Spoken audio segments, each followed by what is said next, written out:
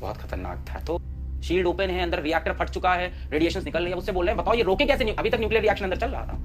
What you have created, ये पहली बार हुआ है दुनिया में, तो इसका जो मैं सोल्यूशन बताऊंगा वो पहला सोल्यूशन होगा दुनिया में। वो कितना वर्क करेगा कितना वर्क नहीं करेगा मुझे नहीं पता है, ठीक है भाई। चेरनोबिल का नाम सुना होगा, तो चेरनोबिल में हमने कहा भी उस सीरीज को देखो, ठीक है। मेरे पास टाइम मिलेगा तो मैं कोशिश करूंगा कि पूरा एक्सप्लेन करूं चेरनोबिल डिजास्टर। चेरनोबिल के अंदर भी बेटा जो मॉडरेटर था वो ग्राफाइट था। अगर आप मूवी देखो चेरनोबिल पे जो बनी है तो आपको दिखेगा, या आप इंटरनेट पे पढ़ो तो आपको मिलेगा कि चेरनोबिल के पावर प्लांट के अगल बगल ग्राफाइट के पीसेस पड़े थे। तो वहीं से तो मतलब कहानी स्टार्ट हुई।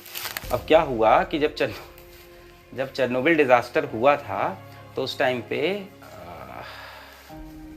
बहुत खतरनाक था। तो जब हुआ था तो उस टाइम पे क्या हुआ कि एक्चुअली में मैंने पूरा उसका डाउट के वो देखा है ना, उसका वो जो सीरीज था पूरा चेरनोबिल, तो इस वजह से कह रहा बहुत खतरनाक, मैं तो था नहीं उस टाइम। तो क्या हुआ तब उस टाइम लोगों ने कहा कि कोर कभी ब्लो नहीं कर सकती, एक न्यूक्लियर पावर प्लांट की कोर कभी ब्लो नहीं कर सकती। ये उन लोग का उस टाइम पे बिलीव था।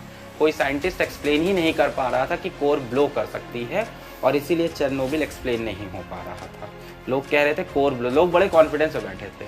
मतलब हुआ यूं कि सब लोग भाई अपने अपने घर पे थे, नॉर्मल डे था न्यूक्लियर पावर प्लांट का चेरनोबिल का। अचानक से क्या हुआ, भट्ट से ब्लास्ट हुआ बहुत बड़ा सा, ठीक है। वैसे नॉर्मल डे नहीं था, अंदर इन लोग खेला कर रहे थे, अंदर गेम चल रहा था। नॉर्मल डे नहीं था, ये अपने एक्सपेरिमेंट रन कर रहे थे, ठीक है। इन्होंने एक ऐसा एक्सपेरिमेंट था जिसके लिए इन्होंने प्रॉपर प्रिकॉशन नहीं ली थी और उसको रन कर दिया था। और रन करने के लिए जो मेन साइंटिस्ट था वो काफ़ी ज़्यादा एम्बिशियस टाइप का साइंटिस्ट था, जैसे होते हैं साइंटिस्ट लोग, वो हाईली एम्बिशियस था। तो वो एक ऐसा एक्सपेरिमेंट रन कर रहा था जो नहीं करना चाहिए था उसको उस टाइम पे। ये सब निकल आया, मतलब मिस हैंडलिंग हुई थी उसके अंदर काफ़ी, ठीक है। बट उनके अकॉर्डिंग वो प्रिकॉशंस ले रहे थे, सारी रीडिंग्स अच्छी थी, वैल्यूज अच्छी थी, तो he was going with it. तो अचानक से जब ब्लास्ट हुआ, तो ब्लास्ट होने के बाद इन लोग बड़े कूल थे। इन लोग कह रहे थे क्या हुआ है, इसकी अपर शील्ड कंक्रीट जो स्ट्रक्चर है वो फटा है। मतलब काफी देर तक तो इन लोग इस बात पे आर्गुमेंट करते रह गए कि ये चीज फट गई है ना, ये चीज या तो अपर शील्डिंग जो होती है वो फटी है ना, कोई ऊपर से शील्डिंग उसमें थी वो फटी है। ये कोई मानने को तैयार नहीं था कि पूरी कोर फट गई है, काफी टाइम तक नहीं तैयार था। तो जैसे ही अपर शील्डिंग फटी या ऊपर से कुछ शील्ड फटा तो भाई बहुत सारा गैस निकल रहा था। तो लोगों को तो मजा आ रहा था, लोग उस सीन को देख के खुश हो रहे थे कि ये once in a life time scene है। लोगों ने अपनी खिड़कियों से आके उसको देखा, अपनी बालकनी पे आके देखा, लोग एंजॉय कर रहे थे। क्योंकि क्या किया, जो अथॉरिटीज थी उन्होंने थोड़ा सा गलत काम किया। अथॉरिटीज ने गलत मिस कन्वे कर दिया कि कोई बड़ी चीज नहीं, हम हैंडल कर लेंगे, कुछ नहीं हुआ। अच्छा, बट अंदर अंदर लोगों को थोड़ा डर तो था। कुछ साइंटिस्ट बोल रहे थे कि सर ये बहुत गलत चीज़ हो गई है। तो उस टाइम पे एक अर्जेंट मीटिंग भी बुलाई गई, अर्जेंट मीटिंग बैठी भी उसी टाइम पे। अर्जेंट मीटिंग जब बैठी तो उसमें जो एकदम एम्बिशियस टाइप के लोग, क्या होता था उस टाइम पे बिजनेसमैन लोग देश को रन करते थे, आज भी करते हैं, ठीक। तो जो बिजनेसमैन लोग थे जो इस प्रोजेक्ट को फंड कर रहे थे वो लगे हुए थे, वो कह रहे थे कुछ बड़ा हुआ ही नहीं है, छोटी चीज। जो मेन साइंटिस्ट हेड कर रहा था वो भी यही बोल रहा था, कह रहा था कुछ हुआ ही नहीं है यार, अरे कुछ नहीं है, ऊपर से शेल ब्लो की है। तो एक जूनियर साइंटिस्ट बार बार कह रहा था कि कोर ब्लो कर गई है, तो वो मान नहीं रहे थे। वो कह रहे थे कि कोई हमें एक्सप्लेनेशन दे दो कि कोर कैसे ब्लो कर सकती है, न्यूक्लियर पावर प्लांट की कोर कभी ब्लो ही नहीं कर सकती। वो लोग इस कंक्लूजन पे थे, मैथमेटिकली ये चीज कैलकुलेटेड थी, साइंटिफिक प्रूवन थी, तो कोई एक्सप्लेन नहीं कर पा रहा था कोर कैसे ब्लो हुई। बट अंदर अंदर जूनियर साइंटिस्ट समझ में आ गया था कि भैया कोर ब्लो कर गई है, और ये जो बाहर रेडिएशन निकल रही है ये रेडियो एक्टिव रेडिएशन है, ये न्यूक्लियर फिजन की रेडिएशन है। और इन लोग इस चीज़ पे बिलीव ही नहीं करते। ये क्या कह रहे थे कि भाई ऊपर से सिर्फ शील्ड फटी है, सिर्फ हल्का फुल्का धुआं निकला है, कुछ अंदर से रेडिएशन थोड़ी ना आई है। तब क्या हुआ कि एक ये पूरा इंटरनेट पे डेटा मिल जाएगा, ये तो कहीं मूवी देखने की जरूरत नहीं है। तब क्या हुआ कि एक जो वर्कर था बाहर, वो फायर ब्रिगेड वाले आ गए, भाई आग तो लगी थी, तो फायर ब्रिगेड वाले आके आग बुझा रहे थे। तो जब आग बुझाते बुझाते वो अंदर घुसने लगे फायर ब्रिगेड वाले, तो जैसे कुछ चीज़ें पड़ी थी, पत्थर अत्थर टाइप की, है ना, वहाँ पे सब जल रही थी, सब में आग लगी थी। तो उसने उसको बुझाया और हाथ से उठाया, उसका पूरा हाथ जल गया। तो वो जो मटेरियल था वो गया स्टडी के लिए, तो पता चला कि वो मटेरियल था ग्रेफाइट। यहां से प्रूव हो गया कि ग्रेफाइट बाहर कैसे आ गया। ग्रेफाइट बाहर तभी आ सकता है जब मॉडरेटर बाहर आ गया। चेरनोबिल का मॉडरेटर था ग्रेफाइट, इसका मतलब श्योर है कि पूरी की पूरी कोर ब्लो की। तो ये ग्रेफाइट पहचाना एक दूसरे साइंटिस्ट ने, जो दूसरे कोने में बैठा हुआ था, देश के रिटायर्ड साइंटिस्ट था, मतलब दूसरे डिफरेंट डिपार्टमेंट में काम कर रहा था।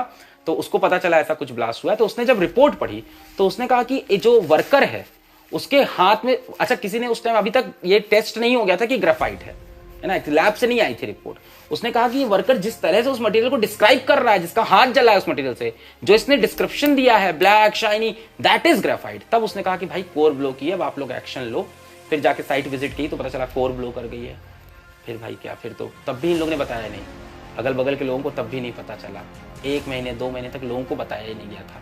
क्यों नहीं बताया गया था? देश की इमेज स्टेक पे होती है। तो कितने लोग मरे, कितनी जानवर मरे, कितनी जनरेशन इफेक्ट हुई इस न्यूक्लियर डिजास्टर से, मतलब दैट इज, इसलिए मैं कह रहा हूँ आप जब वो सीरीज देखोगे तो आपको फील होगा कि मतलब कि साइंस का नेगेटिव इम्पैक्ट एक्चुअल में क्या होता है और पार कितनी खराब चीज़ है। लोगों के पास, कुछ लोगों के पास पावर थी जिन्होंने लोगों को इवैक्यूएट नहीं कराया टाउन, सिर्फ अपनी इमेज के लिए कि इस सिटी की इमेज खराब हो जाएगी। मतलब ऐसे समझ लो कि मिनिस्टर को लग रहा है चीफ मिनिस्टर के सामने इमेज खराब होगी, चीफ मिनिस्टर को लग रहा है प्रेसिडेंट के सामने इमेज खराब होगी कि हमारा स्टेट मैनेज नहीं है, हमारी सिटी मैनेज नहीं, हमारा मोहल्ला मैनेज नहीं है, और इस चक्कर में लाखों लोगों की जान को उन्होंने।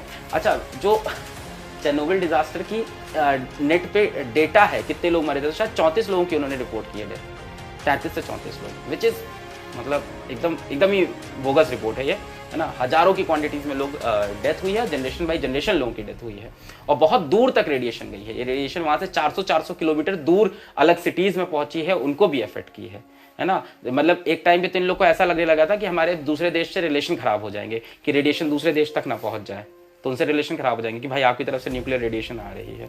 तो काफ़ी लेट हो गया इन लोग को प्रिकॉशनरी स्टेप लेने में। बाद में फिर रेडिएशन को बुझाने के लिए जो चीज़ें यूज़ की वो भी आगे बताता हूँ, कैसे फिर उस रेडिएशन को कम किया गया, इस चीज़ को कैसे संभाला गया। ठीक है, एक्चुअली क्या हुआ था, ये कंट्रोल रॉड को सही से मैनेज नहीं कर पाए थे। जो मेन डिजास्टर हुआ था बहुत कॉम्प्लेक्स है एक्चुअली, पूरा कंट्रोल रॉड को चेरनोबिल में मैनेज नहीं कर पाए थे। ठीक है, टेम्परेचर की इसकी पूरी एक रीडिंग होती है, वहाँ मैनेजमेंट खराब हो गया। ठीक है, ये एक्सपेरिमेंट कर रहे थे, कुछ लो प्रेशर पे करना चाह रहे थे जो पॉसिबल नहीं था उस टाइम पे, ऐसा कुछ ये कोशिश कर रहे थे। मतलब ये एफिशिएंसी बढ़ाने के चक्कर में थे, हाईली एम्बिशियस जो लोग होते हैं। ठीक है, मेरे को भी सीरीज देखे काफ़ी टाइम हो गया, तो एकदम एग्जैक्ट डिटेल में नहीं बता पा रहा, जितना मेरे को याद है चीज़ें उतनी मैं बता रहा हूँ। मेरे को भी खुद से पढ़ना पड़ेगा तब मैं पूरी कहानी बताऊंगा। काफ़ी कॉम्प्लेक्स मैकेनिज्म था कि कैसे कोर ब्लो हुई, क्योंकि उस टाइम के साइंटिस्ट नहीं एक्सप्लेन कर पा रहे थे कोर कैसे ब्लो हुई, मैं कैसे एक्सप्लेन करूँ, तो उसका पूरा एक्सप्लेनेशन है। तो भाई जब साइंटिस्ट ने पढ़ा पेपर के अंदर कि जो वर्कर है, फायर ब्रिगेड वाला जो वर्कर गया है, उसने क्या रिपोर्ट किया है कि कोई ब्लैक शाइनी का एक क्रिस्टल उसके हाथ में आया था, तो उसने कहा कि भाई क्या चीज़ होगी ये, क्रिस्टल नहीं होता है, एमॉर्फस होता है, कि उसके हाथ में क्या आया होगा, ग्रेफाइट आया होगा, एमॉर्फस सब्सटेंस। तो उसने कहा कि भाई उसके हाथ में ग्रेफाइट है। तो वो पहुंचा साइट पे उसने देखा कि भाई पूरा पावर प्लांट उड़ा हुआ है और उसमें से लगातार रेडिएशन है। उसने कहा भैया ये तो न्यूक्लियर रेडिएशन है, इसको बंद करना पड़ेगा। तो उस टाइम के देश के जो मिलिट्री कप्तान थे उन्होंने कहा क्या चाहिए तुमको, क्या चीज है जिससे तुम इस चीज को रोक सकते हो। तो उसने कहा यार ये तो बहुत मुश्किल है ये चीज जो हो रही है। उसने बोला था कि व्हाट यू हैव क्रिएटेड, ये पहली बार हुआ है दुनिया में, तो इसका जो मैं सोल्यूशन बताऊंगा वो पहला सोल्यूशन होगा दुनिया में। वो कितना वर्क करेगा कितना वर्क नहीं करेगा मुझे नहीं पता है ना भाई। कोई चीज जो हुई नहीं है, एक इंसान के ऊपर मतलब इतनी बड़ी रिस्पॉन्सिबिलिटी डाल दी कि तुम बताओ अब हम क्या कर सकते हैं। शील्ड ओपन है, अंदर रिएक्टर फट चुका है, रेडिएशंस निकल रही है, उससे बोल रहे हैं बताओ ये रोके कैसे। अभी तक न्यूक्लियर रिएक्शन अंदर चल रहा था भाई, टेम्परेचर इतना हाई हो चुका है, न्यूक्लियर रिएक्शन चला जा रहा है। अब उसे कह रहे हैं इसको रोके कैसे। तो उसने बंदे ने बोला कि एक काम करो, आप मुझे बोरॉन ला के दो, टन्स ऑफ बोरॉन, बहुत सारा बोरॉन। हेलीकॉप्टर से हम लोग रिएक्टर के अंदर, क्योंकि भाई कैसे बोरॉन ले जाके डाल थोड़ी दोगे हाथ से स्वाहा करके, वो थोड़ी ना है कि आग जल रही है रोड के साइड में जाके ऐसे स्वाहा कर देंगे भाई। उसके पास जाना डेंजरस है ना भाई, वहां से रेडिएशन आ रही है, उसके आसपास गए तो आप खत्म, within seconds you are over. इतनी ज्यादा स्ट्रॉन्ग गामा रेडिएशन से खत्म हो जाओगे। तो हेलीकॉप्टर के ऊपर से बोरॉन की बड़ी बड़ी शील्ड डाली गई अंदर। ठीक है, अब बोरॉन क्या है, न्यूट्रॉन एब्जॉर्बिंग मटेरियल है ना। बोरॉन को डाला कि भाई सारे न्यूट्रॉन एब्जॉर्ब हो जाएं, आगे तो न्यूक्लियर रिएक्शन बंद हो, यहां से तो बंद हो जाए। पर फायदा क्या है साहब, आप न्यूक्लियर रिएक्शन तो बंद कर लोगे पर रेडिएशंस कैसे बंद करोगे, रेडियो एक्टिव तो रहेंगे ना वो, alpha raise beta raise gamma rays तो इमिट होंगी, पर कम से कम न्यूक्लियर रिएक्शन तो रुके, एनर्जी जो प्रोड्यूस हो जा रही है टेम्परेचर को कुछ तो रुके। तो उन्होंने बोरॉन डाला जिसके साइड इफेक्ट्स भी हुए, आगे बहुत सक्सेसफुल नहीं हुआ था इसकी वजह से, और बहुत सारे मिसहैप्स स्टार्ट हो गए इनफैक्ट बोरॉन डालने से। ठीक है, हुआ ये कि भाई वो रिएक्शन तो रुक गया, पर सारा का सारा जो रेडियो एक्टिव मटेरियल था वो ग्राउंड वाटर के लेवल पे जाने लगा, जिससे वो पूरे शहर के पाइपलाइन में चला जाएगा। अब सबके घर में जो पानी आएगा वो रेडियो एक्टिव होगा। तो इस तरह की बहुत सी प्रॉब्लम बन जाती हैं अगर आप मिस हैंडल कर जाते हो। कि मिसहैप होना कोई बहुत बड़ी चीज़ नहीं है न्यूक्लियर पावर प्लांट में। ऑल्दो मतलब बहुत सी प्रिकॉशन रखी जाती है। चेरनोबिल के बाद लोगों ने बहुत सी सीख ली, बहुत सी मिस्टेक्स को अवॉइड करना स्टार्ट किया, फर्स्ट लेवल पे रिपोर्टिंग स्टार्ट हुई और ये एम्बिशियस जो था वो चीज़ थोड़ी कम की गई। अगर आप देखो तो पूरे वर्ल्ड की न्यूक्लियर रिसर्च और स्पेस रिसर्च काफ़ी धीमे है, ठीक है, और उसके पीछे यही सब रीजंस है कि मतलब मिसहैप हो जाते हैं।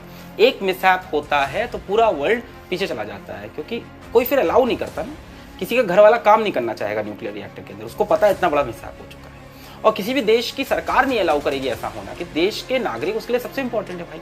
डेवलपमेंट के लिए आप लोगों को सेक्रीफाइस नहीं कर सकते, इसीलिए स्पेस रिसर्च हमारी पीछे हो गई है ना। वो कल्पना चावला वाला पूरा इंसिडेंट हुआ, उससे क्या हुआ, पूरा नासा अपना 10 साल पीछे चला गया। अब उन्हें डर लग रहा है वो कैसे अपने एस्ट्रोनॉट को ऊपर भेजे। एस्ट्रोनॉट तैयार है मरने को, एस्ट्रोनॉट्स लोग तो मतलब दे आर क्रेजी कि हम जाएंगे वाले भाई, ग्रेटर देन लाइफ चीज़ है, मर भी गए तो क्या हुआ, शहीद हो जाएंगे, हम तो भाई मतलब इंसानियत के लिए कुछ अलग ही एक्सप्लोर करने जा रहे हैं। बट पूरा का पूरा देश ब्लेम करने लगता है, सरकारें गिर जाती हैं। तो इसीलिए क्या हो रहा था कि यूएस में तो फंडिंग इशू होते थे। मतलब आप देखो कितने दुख की बात है कि हम लोग चांद पे कब पहुंचे थे 1970s में, और तब से अभी तक ह्यूमन वाला मार्स मिशन नहीं हुआ। कितनी मतलब वैसी बात है कि अभी तक हम मार्स पे पहुंच ही नहीं पाए, ह्यूमन अभी तक इंसान एक मैन्ड मिशन मार्स पे नहीं हो पाया, जबकि हम चांद पे कब का पहुंच चुके हैं।